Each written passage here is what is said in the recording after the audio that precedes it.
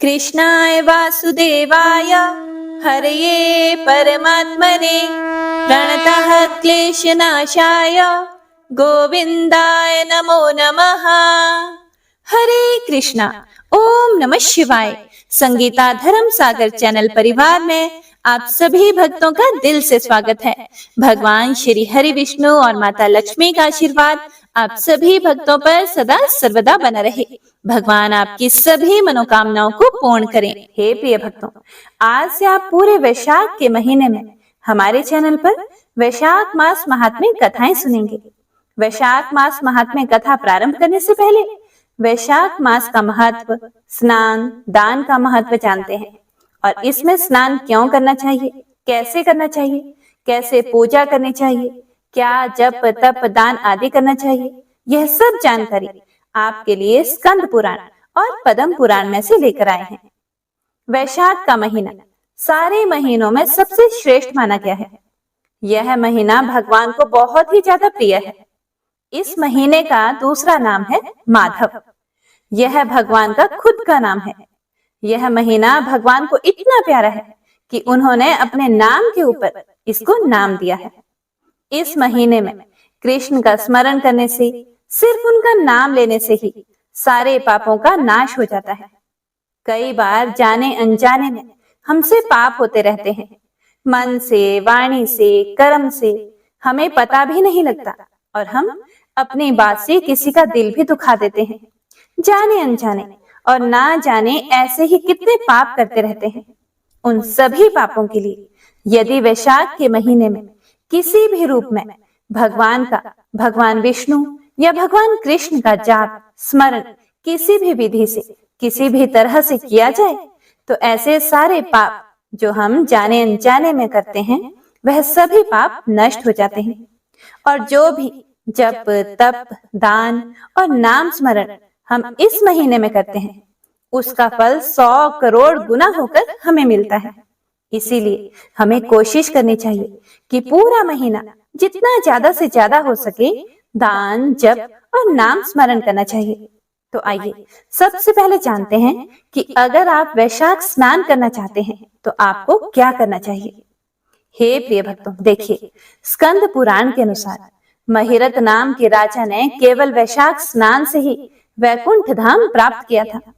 इस महीने में सूर्य उदय से पहले किसी तीर्थ स्थान, सरोवर, नदी या कुएं पर जाकर स्नान करना चाहिए।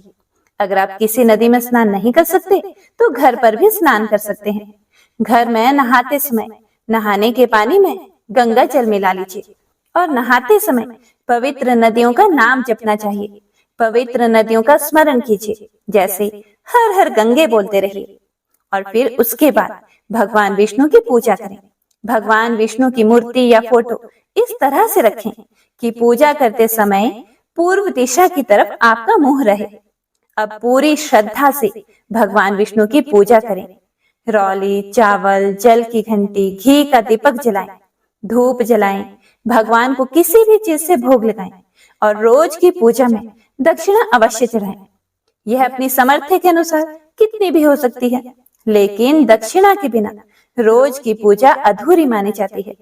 इसीलिए चाहे 1 रुपए ही चढ़ाएं, लेकिन रोज पूजा में दक्षिणा अवश्य चढ़ाएं। उसके बाद हर रोज वैशाख महात्म्य का एक एक अध्याय जरूर सुने और अंत में भगवान विष्णु की आरती सुने। जो यह महात्म्य हम आपको प्रतिदिन नियम से सुनाएंगे तो आप सभी नियम से इन महात्म्य को पूरा अवश्य सुनिएगा। उसके बाद तुलसी में जल चढ़ाएं और दीपक जलाएं। यह दीपक घी या तिल के तेल का भी हो सकता है। भगवान विष्णु की पूजा करते हुए तुलसी के पत्ते जरूर चढ़ाएं। तुलसी भगवान विष्णु को बहुत ज्यादा प्रिय है और इस महीने में 1 पत्ता तुलसी का चढ़ाने से भी अक्षय पुण्य प्राप्त होता है। अगर आप ज्यादा पत्ते चढ़ा सकते हैं तो 9 पत्ते रोज चढ़ाएं। अगर उससे भी ज्यादा चढ़ा सकते हैं तो 21, 31, 51 जितने भी आप चढ़ा सकते हैं उतने चढ़ा सकते हैं, वरना 9 चढ़ाएं, 5 या फिर 1 पत्ता तो आप हर रोज जरूर चढ़ाएं। हे प्रिय भक्तों, देखिए अगर आप वैशाख स्नान करते हैं तो ठीक इसी प्रकार से यही पूजा शाम को भी दोहराएं। शाम को भी विष्णु जी और तुलसी जी की पूजा हर रोज आपको करनी है। देखिए, सुबह आपने तुलसी में जल विष्णु जी की पूजा के बाद दिया था, लेकिन शाम को पहले तुलसी पर दिया जलाएं और उसके बाद भगवान विष्णु का वैसे ही पूजन करें जैसे सुबह किया था, और अंत में आरती करें। शाम की पूजा में सिर्फ पूजा और आरती करें। उस समय वैशाख महीने की कथा और महात्म्य नहीं सुना जाता, सिर्फ विष्णु जी की पूजा करके आरती कर लें। तो ये तो हुई रोज की पूजा। इसके अलावा इस पूरे वैशाख माह में अगर आप चाहें तो व्रत भी कर सकते हैं। इस व्रत में एक समय नमक का खाना खाया जाता है, और बाकी इसके अलावा आप फल, दूध वगैरह कितनी भी बार ले सकते हैं। यदि आप किसी भी वजह से पूरा महीना स्नान ना कर पाए तो आखिरी के 5 दिन, यानी कि जब महीना खत्म होने वाला हो, मतलब कि वैशाख के शुक्ल पक्ष की एकादशी से लेकर पूर्णमासी तक 5 दिन भी आप यह स्नान की विधि अगर कर लें तो भी आपके पूरे मास के बराबर फल मिलता है। अगर पूरा महीना व्रत ना कर सके तो जो 2 एकादशी आती हैं उन्हें व्रत अवश्य करना चाहिए। इसके अलावा एक छोटी सी बात का और ध्यान रखना है, चाहे आप व्रत कर रहे हों या नहीं, लेकिन जब भी आप भोजन करें उससे पहले भगवान का भोग अवश्य लगाएं। ऐसा करने से अश्वमेध यज्ञ के समान फल प्राप्त होता है। जो भी हम खाएं उसका भोग पहले हरि को अर्पण करने से भगवान हरि बहुत प्रसन्न होते हैं और अक्षय पुण्य देते हैं। तो आइए अब जानते हैं इस महीने में क्या चीजें दान करनी चाहिए। इस समय क्योंकि गर्मी का प्रकोप शुरू हो जाता है, इसीलिए गर्मी से राहत देने वाली हर चीज का दान इस महीने में उत्तम माना गया है। सबसे ज्यादा महत्वपूर्ण है जल दान। जितना ज्यादा आप जल का दान कर सकते हैं वह करें। ठंडे पानी से भरे हुए घड़े जरूर दान करें। 5 घड़े दान कर सकते हैं तो 5 कीजिए, वरना 2 नहीं तो 1 घड़ा तो अवश्य ही दान कीजिए। घड़े को अपने घर के पानी से ही भरें, उसके ऊपर ढक्कन लगाएं, उसके ऊपर चीनी रखें, कोई भी ऋतु फल रखें। इस समय आम, खरबूजे आदि काफी मिलते हैं, तो कोई भी मौसमी फल उसके ऊपर रखें। हाथ से चलने वाला पंखा रखें और दक्षिणा रखकर ब्राह्मण को दान दें। इसके अलावा किसी भी तरह जल का जितना अधिक से अधिक दान कर सकते हैं वह करें। अगर प्याऊ लगा सकते हैं तो प्याऊ लगवाएं। अन्न दान का भी इस महीने में बहुत अधिक महत्व है, इसीलिए जितना अधिक हो सके अन्न का दान करें। जौ और जौ का आटा गर्मी से राहत देने वाला है, इसीलिए इनका भी दान अवश्य करना चाहिए। गर्मी से राहत देने वाला हाथ का पंखा अवश्य देना चाहिए। छाता हमें गर्मी से बचाता है, इसीलिए छाते का दान भी बहुत ही उत्तम माना गया है। जूता, चप्पल या खड़ाऊं का दान करें, और चटाई का दान सर्वश्रेष्ठ माना गया है, क्योंकि गर्मी में भूमि पर चटाई बिछाकर सोने से शरीर को राहत मिलती है। इसीलिए चटाई का दान इस महीने में अवश्य करना चाहिए। ऐसा माना जाता है कि यदि आप इस महीने में चटाई का दान करते हैं तो भगवान हरि स्वयं उसके ऊपर शयन करते हैं। चावल, दाल, चीनी, घी, नमक, आटा, सब्जी और मौसमी फल जैसे आम, ककड़ी, नींबू, केला, सब तरह के फल, लकड़ी का पंखा, दूध, दही, छाछ, मीठा पान, ठंडा आंवला का मुरब्बा, पहनने वाले गर्मी के सब तरह के वस्त्र, तकिया, चटाई, चादर, छाता, जूता, खड़ाऊं, यह सारी चीजों के दान का इस मास में अत्यधिक महत्व होता है। दही और छाछ शीतलता प्रदान करते हैं, इसीलिए छाछ का दान भी बहुत ही उत्तम माना गया है। इसके अलावा ठंडा मुरब्बा और पान, इनका भी अपना विशेष महत्व है। इतना याद रखें कि जो भी आप दान इस महीने में करते हैं उसका फल 100 करोड़ गुना होकर आपको मिलता है। इसीलिए कोशिश करें कि ज्यादा से ज्यादा दान और तप आप इस महीने में अवश्य करें। अक्षय तृतीया भी इसी महीने में आती है, जैसे कि नाम से ही स्पष्ट है। अक्षय तृतीया यानी उस दिन जो भी काम किया जाता है, जो भी छोटा या बड़ा जैसा भी दान आप करते हैं, उसका फल अक्षय हो जाता है, मतलब कि उसका कभी भी नाश नहीं होता। आपके किसी भी बुरे कर्म से उसका नाश नहीं होगा। इसीलिए कोशिश करें कि उस दिन आप जो भी ज्यादा से ज्यादा दान और भगवान का नाम स्मरण कर सकते हैं वह अवश्य करें। कमल के फूल और शंख का दान भी इस महीने में बहुत ही ज्यादा उत्तम माना गया है। इसीलिए इस महीने के किसी भी दिन यह दान अवश्य करें। महीना पूरा होने पर पूर्णमासी के दिन तिल काले हों या सफेद या दोनों तरह के भी हो सकते हैं, तिल और शहद इनका दान जरूर करना चाहिए। इसके अलावा अगर आपने वैशाख स्नान का नियम किया है तो वैशाख की पूर्णिमासी के दिन, जिस दिन स्नान का आखिरी दिन हो, उस दिन सुबह जोड़े से ब्राह्मणों को जिमाना चाहिए। यदि 5 जोड़े जमा सके तो 5, नहीं तो 2, नहीं तो 1 जोड़े को जिमाएं और उन्हें वस्त्र और दक्षिणा अवश्य दें। तो यह तो हुई वैशाख मास के स्नान और दान की विधि। तो आइए अब जानते हैं कि वैशाख मास में जप तप क्या किया जाए। भगवान के नाम स्मरण के लिए आप इनमें से किसी भी मंत्र की माला रोज जप कर सकते हैं। हरे कृष्णा कृष्णा कृष्णा हरे हरे, हरे राम राम राम हरे हरे। या फिर श्री कृष्ण गोविंद हरे मुरारे, हे नाथ नारायण वासुदेवाय। इनमें से किसी भी मंत्र की, या अगर आप दोनों ही करना चाहें तो दोनों की आप प्रतिदिन इनकी माला फेरें। कम से कम 1 माला अवश्य फेरें। अगर ज्यादा कर सकते हो तो 2, 4, 5 या फिर 9 माला, 11 माला या फिर 16 माला आप इनकी रोज फेरें। इसके बराबर पुण्य देने वाला और कुछ नहीं है। इसके अलावा विष्णु सहस्त्र नाम का जाप करें। अगर पाप प्रशमन स्तोत्र का पाठ कर सकें, संस्कृत या हिंदी में किसी भी रूप में, तो बहुत ही उत्तम होगा। आपकी सुविधा के लिए मैं यह प्रतिदिन महात्म्य कथा के अंत में आपको जरूर सुनाऊंगी, तो आप इसका लाभ अवश्य लीजिएगा। इसे जरूर सुनिएगा। केवल सुनने मात्र से ही यह असीम पापों का नाश करता है। इसके अलावा आप भागवत के इन श्लोकों का जाप भी कर सकते हैं। कृष्णाय वासुदेवाय, देवकी नंदनाय च, नंदकोप कुमाराय, गोविंदाय नमो नमः। या फिर ओम कृष्णाय वासुदेवाय, हरये परमात्मने, प्रणतः क्लेशनाशाय, गोविंदाय नमो नमः। इसके अलावा कहा जाता है कि महीने के आखिरी 3 दिनों में आपको गीता का पाठ भी अवश्य करना चाहिए।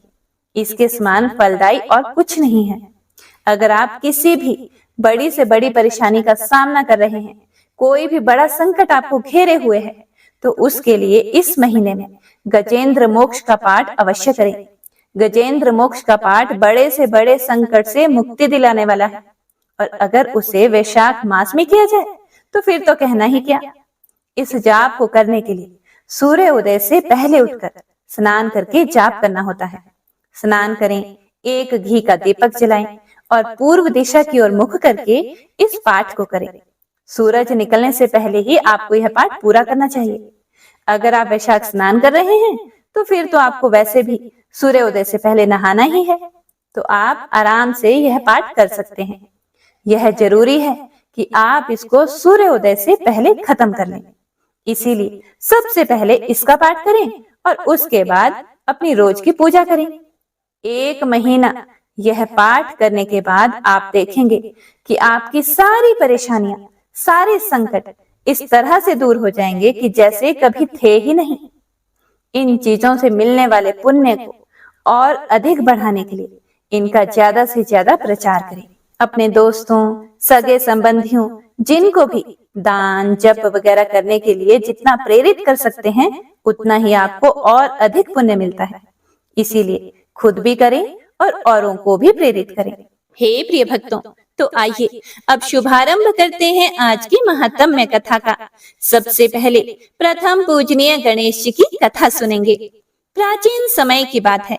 एक गांव में एक दादी और पोती रहा करते थे। उन्होंने गणेश भगवान की कहानी कहने और सुनने का नित नेम लिया हुआ था। वे प्रतिदिन एक कलश में जल भरकर, फूल रखकर कहानी कहा करते थे और गणेश भगवान का नाम लेकर अर्घ दिया करते थे। समय बीता, पोती जवान हुई और उसका विवाह हो गया। जब वह ससुराल जाने लगी, तब उसकी दादी ने उसे सिर्फ एक कलश में जल भर कर दिया और उससे कहा कि गणेश भगवान की कहानी का नेम कभी मत छोड़ना। अब पोती विदा होकर ससुराल चली गई और चलते चलते वह रास्ते में सोच रही थी कि ससुराल में जब सब पूछेंगे कि बहू क्या क्या लाई हो, तो मैं क्या क्या बताऊंगी। गणेश भगवान ने सोचा कि यह लड़की बहुत परेशान है, मुझे इसके संकट मिटाने चाहिए। रास्ते में पोती ने गणेश भगवान की कहानी कहकर अर्घ दिया। जैसे ही उसने अर्घ दिया, वहां हीरे मोतियों का कुंड भर गया। हीरे मोती से भरे हुए कुंड को देखकर पोती बड़ी खुश हुई। फिर वो खूब गहने पहनकर ओढ़कर ससुराल पहुंची। वहां उसके सास ससुर ने उससे कहा कि हमारी बहू तो बहुत बड़े घर से आई है, बहुत धन गहना पहन कर आई है। उसके सास ससुर बहुत गरीब थे। जब उन्होंने देखा कि बहू तो बहुत बड़े अमीर घर से है, तो ससुर ने सास से कहा कि तुम ऐसा करो, पड़ोसन के यहाँ से मूंग चावल मांग कर ले आओ और बहू के लिए कुछ भोजन तैयार करो, क्योंकि इनके घर में तो कुछ खाने को नहीं था, क्योंकि वो लोग बहुत गरीब थे। अब सास पड़ोस से जाकर मूंग चावल मांग लाई। जब उसकी सास मूंग चावल बनाने लगी, तो बहू ने उससे कहा कि माँ जी, आप ये मूंग की दाल और चावल मेरे कलश के जल से बनाओ। सास ने अपनी बहू की बात को मान रखकर कलश के जल से चावल और दाल बनाए। तभी चमत्कार हुआ, उसकी पूरी रसोई अनाज और तरह तरह के पकवान से भर गई। हे प्रिय भक्तों, यह देखकर सास बड़ी खुश हुई। उसने अपनी बहू से कहा कि बहू आओ, भोजन कर लो। तब बहू ने कहा कि अभी घर में किसी ने भोजन नहीं किया है, तो मैं भोजन कैसे कर लूं? मेरा तो गणेश भगवान की कहानी कहने सुनने का नियम है। तो सास ने कहा कि बहू, मैं भी कहानी सुन लूंगी। फिर बहू ने कलश में जल भरकर उसमें फूल डालकर गणेश भगवान की कहानी कही। घर के सभी सदस्यों ने गणेश भगवान की कहानी सुनी। गणेश भगवान की कृपा से उनके घर में अन्न धन के भंडार भर गए। अब यह सब देखकर सास और भी खुश हो गई। फिर सास खुशी खुशी अपने पूरे मोहल्ले में गणेश भगवान का प्रसाद बांटने के लिए गई। तब उसकी पड़ोसन ने कहा कि अभी तो तुम्हारे पास कुछ भी नहीं था और तुम दाल चावल मांगने हमारे घर आई थी, और इतनी जल्दी इतना सारा धन कहां से ले आई? तब उसकी सास बोली कि मेरी बहू हर रोज गणेश भगवान के नाम की कहानी कहती है, और यह सब उसी कहानी का प्रताप है। सास की बात सुनकर पड़ोसन को बड़ी हैरानी हुई और उसने कहा कि मैं भी गणेश भगवान की कहानी सुना करूंगी। गणेश भगवान की कहानी कहने सुनने से पड़ोसन का घर भी धन धान्य से भर गया। हे गणेश जी महाराज, जैसे आपने पोती को दिया, वैसे ही कहानी सुनने वाले अपने सभी भक्तों को देना। सभी पर अपनी कृपा हमेशा बनाए रखना। कहानी अधूरी हो तो पूरी करना, पूरी हो तो मान करना। हे प्रिय भक्तों, तो सभी एक बार प्रेम से बोलिए, गणेश भगवान की जय। ओम नमः शिवाय। तो आइए अब रसपान करते हैं वैशाख मास महात्म्य के पहले अध्याय का। इसके बाद हम सुनेंगे पाप प्रशमन स्तोत्र। जय श्री हरि विष्णु। सूत जी कहते हैं, राजा अम्बरीश ने परमेष्ठी ब्रह्मा के पुत्र देव ऋषि नारद से पुण्य में वैशाख मास का महात्म्य इस प्रकार पूछा। हे ब्राह्मण, मैंने आपसे सभी महीनों का महात्म्य सुना। उस समय आपने यह कहा था कि सब महीनों में वैशाख मास सर्वश्रेष्ठ है। इसीलिए यह बताने की कृपा करें कि वैशाख मास क्यों भगवान विष्णु को इतना प्रिय है, और उस समय कौन कौन से धर्म भगवान विष्णु के लिए प्रीतिकारक हैं। नारद जी ने कहा, वैशाख मास को ब्रह्मा जी ने सब मासों में उत्तम सिद्ध किया है। वह माता की भांति सब जीवों को सदा अभीष्ट वस्तु प्रदान करने वाला है। धर्म, यज्ञ, क्रिया और तपस्या का सार है। संपूर्ण देवताओं द्वारा पूजित है। जैसे विद्याओं में वेद विद्या, मंत्रों में प्रणव, वृक्षों में कल्प वृक्ष, धेनुओं में काम धेनु, देवताओं में विष्णु, वर्णों में ब्राह्मण, प्रिय वस्तुओं में प्राण, नदियों में गंगा जी, तेजों में सूर्य, अस्त्र शस्त्र में चक्र, धातुओं में स्वर्ण, वैष्णवों में शिव तथा रत्नों में कौस्तुभ मणि है। उसी प्रकार धमक साधन भूत महीनों में वैशाख मास सबसे उत्तम है। संसार में इसके समान भगवान विष्णु को प्रसन्न करने वाला दूसरा कोई भी मास नहीं है। जो वैशाख मास में सूर्य उदय से पहले स्नान करता है, उससे भगवान विष्णु निरंतर प्रीति करते हैं। पाप भी तभी तक गरजते हैं जब तक जीव वैशाख मास में प्रातः काल जल में स्नान नहीं करता। हे राजन, वैशाख के महीने में सब तीर्थ आदि देवता बाहर के जल में भी सदैव स्थित रहते हैं। भगवान विष्णु की आज्ञा से मनुष्यों का कल्याण करने के लिए वे सूर्योदय से लेकर 6 दंड के भीतर तक वहां मौजूद रहते हैं। वैशाख के समान कोई मास नहीं है, सतयुग के समान कोई युग नहीं है, वेद के समान कोई शास्त्र नहीं है और गंगा जी के समान कोई तीर्थ नहीं है। जल के समान दान नहीं है, खेती के समान धन नहीं है और जीवन से बढ़कर कोई लाभ नहीं है। उपवास के समान कोई तप नहीं, दान से बढ़कर कोई सुख नहीं। दया के समान धर्म नहीं, धर्म के समान मित्र नहीं। सत्य के समान यश नहीं और आरोग्य के समान उन्नति नहीं। भगवान विष्णु से बढ़कर कोई भी रक्षक नहीं और वैशाख मास के समान संसार में कोई पवित्र मास नहीं है, ऐसा विद्वान पुरुषों का मत है। वैशाख श्रेष्ठ मास है। शेष शाही भगवान विष्णु को सदा प्रिय है। सब दानों से जो पुण्य होता है, सब तीर्थों में जो फल होता है, उसी को वैशाख मास में मनुष्य केवल जल दान करके प्राप्त कर लेता है। जो जल दान में असमर्थ हैं, ऐसे ऐश्वर्य के अभिलाषा रखने वाले पुरुष को उचित है कि वह दूसरों को प्रबोध करे, दूसरे को जल दान का महत्व समझाए। यह सब दानों से बढ़कर हितकारी है।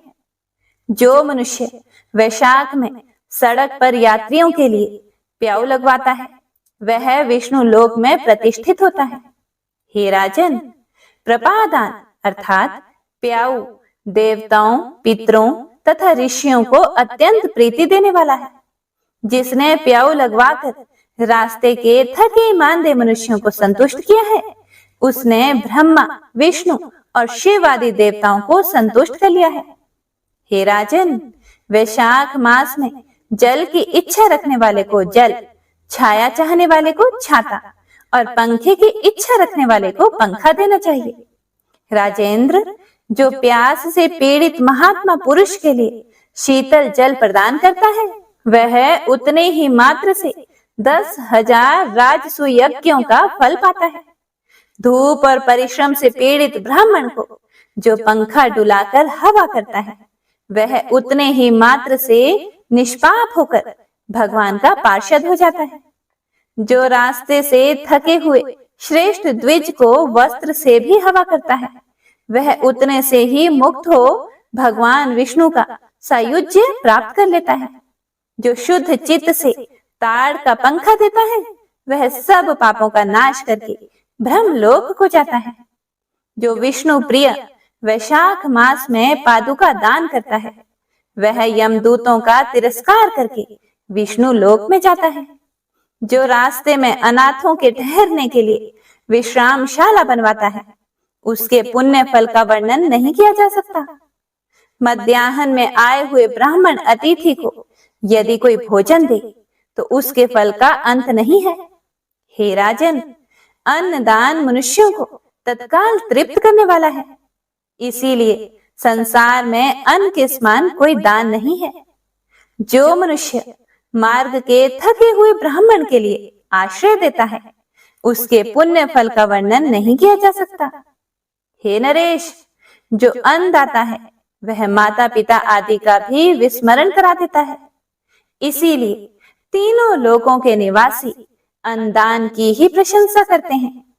माता और पिता केवल जन्म के हेतु पर जो अन्न देकर पालन करता है, मनीषी पुरुष इस लोक में उसी को पिता कहते हैं। हे प्रिय भक्तजनों, आज की महात्म्य कथा यही समाप्त होती है। इससे आगे का वृतांत आप कल के अध्याय में सुनिएगा।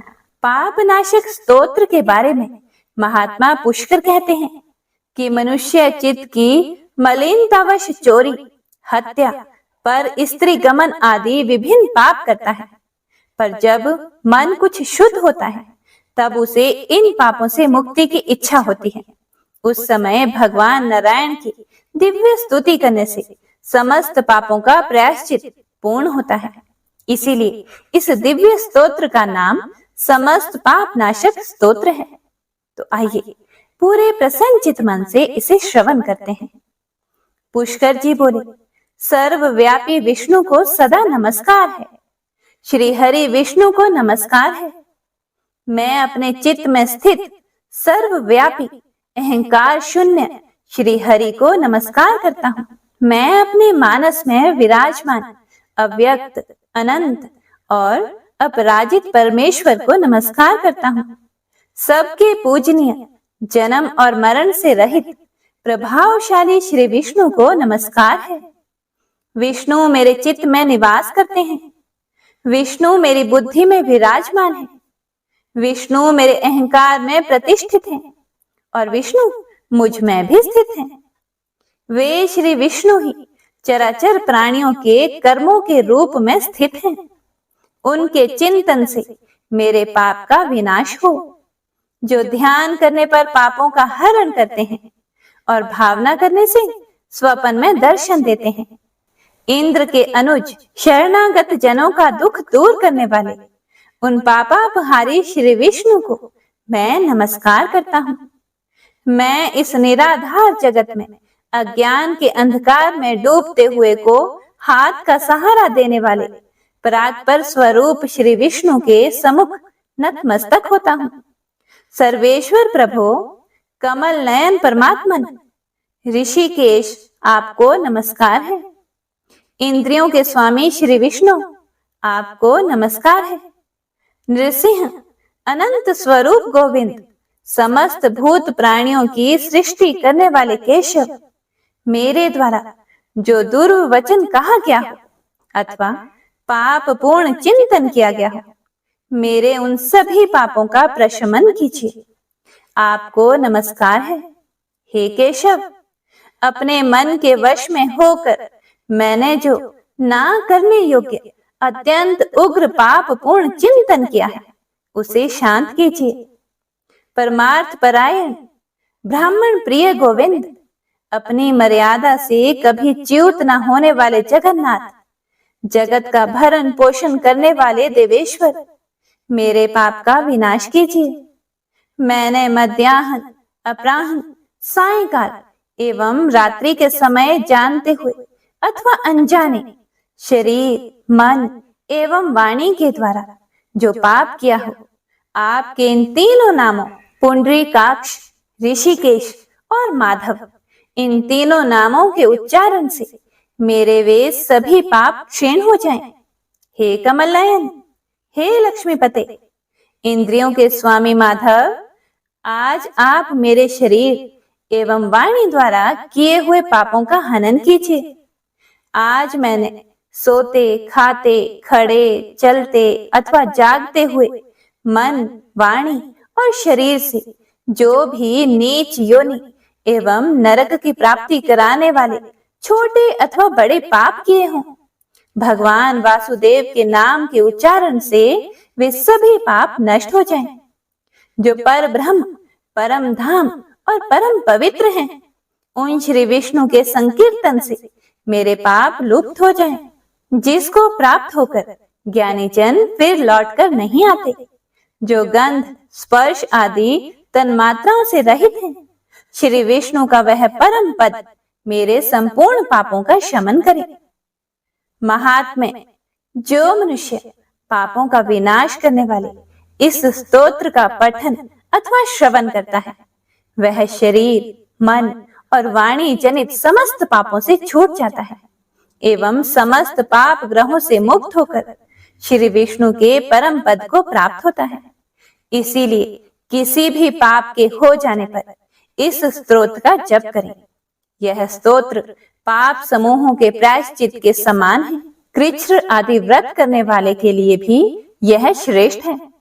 स्तोत्र, जप और व्रत रूप प्रायश्चित से संपूर्ण पाप नष्ट हो जाते हैं।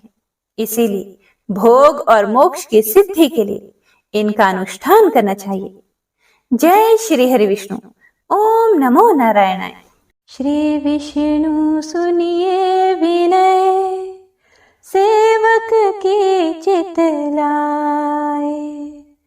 कीरत कुछ वर्णन करो, दीजिए ज्ञान बताए। नमो विष्णु भगवान खरारे, कष्ट नशावन अखिल बिहारी। प्रबल जगत में शक्ति तुम्हारी, त्रिभुवन फैल रही उजियारी। सुंदर रूप मनोहर सूरत, सरल स्वभाव मोहनी मूरत। तन पर पीतांबर अति सोहत, बैजंती माला मन मोहत। शंख चक्र कर गदा बिराजे, देखत दैत्य असुर दल भाजे। सत्य धर्म मद लोभ न गाजे, काम क्रोध मद लोभ न छाजे। संत भक्त सज्जन मन रंजन, धनुज असुर दुष्टन दल गंजन। सुख उपजाए कष्ट सब भंजन, दोष मिटाए करत जन सज्जन। पाप काट भव सिंधु तारण, कष्ट नाश कर भक्त उबारण। करत अनेक रूप प्रभु धारण, केवल आप भक्ति के कारण। धरणी धेनु बन सुमहि पुकारा, तब तुम रूप राम का धारा। भार उतार असुर दल मारा, रावण आदिक को संहारा। आप वराह रूप बनाया, हिरण्याक्ष को मार गिराया। धर्म तस्य तन सिंधु बनाया, 14 रत्नन को निकलाया। अमिलख असुरन द्वंद मचाया, रूप मोहनी आप दिखाया। देवन को अमृत पान कराया, असुरन को छवि से बहलाया। कूर्म रूप धर सिंधु मझाया, मंद्राचल गिरि तुरंत उठाया। शंकर का तुम फंद छुड़ाया, भस्मासुर को रूप दिखाया। वेदन को जब असुर डुबाया, कर प्रबंध उन्हें ढूंढवाया। मोहित बन कर खल ही नचाया, उसे ही कर से भस्म कराया। असुर जलंधर अति बलदाई, शंकर से उनकी नहीं लड़ाई। हार पार शिव सकल बनाई, कीन सती से छल खल जाए। सुमिरन कीन तुम्हें शिवरानी, बतलाई सब विपत कहानी। तब तुम बने मुनीश्वर ज्ञानी, वृंदा की सब सुरति बुलानी। देखत 3 धनुज शैतानी, वृंदा आए तुम्हें लपटानी। हो स्पर्श धर्म क्षति मानी, हनासुर उर शिव शैतानी। तुमने ध्रुव प्रहलाद उबारे, हिरण्याकुशादिक खल मारे। गणिका और अजामिल तारे, बहुत भक्त भव सिंधु तारे। हरहु सकल संताप हमारे, कृपा करहूँ हरि सिरजन हारे। देखूँ मैं निज दर्श तुम्हारे, दीन बंधु भक्तन हितकारे। चाहता आपका सेवक दर्शन, करहूँ दया अपनी मधुसूदन। जानू नहीं योग्य जप पूजन, होए यज्ञ स्तुति अनुमोदन। शील दया संतोष सुलक्षण, विदित नहीं व्रत बोध विलक्षण। करहूँ आपका किस विधि पूजन, कुमति विलोक होत दुख भीषण। करहूँ प्रणाम कौन विधि सुमिरन, कौन भांति मैं करहूँ समरण। सुर मुनि करत सदा सेवकाई, हर्षित रहत परम गति पाए। दीन दुखीन पर सदा सहाय, निज जन जान लेव अपनाई। पाप दोष संताप नशाओ, भव बंधन से मुक्त कराओ। सुख संपत्ति दे सुख उपजाओ, निज चरणन का दास बनाओ। निगम सदा ये विनय सुनावे, पढ़े सुने सो जन सुख पावे। इति श्री विष्णु चालीसा संपूर्ण। प्रेम से बोलिए विष्णु भगवान की जय, माता लक्ष्मी की जय। उम्मीद करती हूँ आपको आज की ये वैशाख मास से संबंधित जानकारी और महात्म्य पसंद आया होगा। पसंद आया हो तो चैनल को सब्सक्राइब करके बेल आइकन को ऑन जरूर कीजिएगा, ताकि आप प्रतिदिन इन महात्म्य कथाओं को श्रवण कर सकें। तो मिलते हैं अगली वीडियो के साथ, तब तक के लिए जय श्री हरि विष्णु।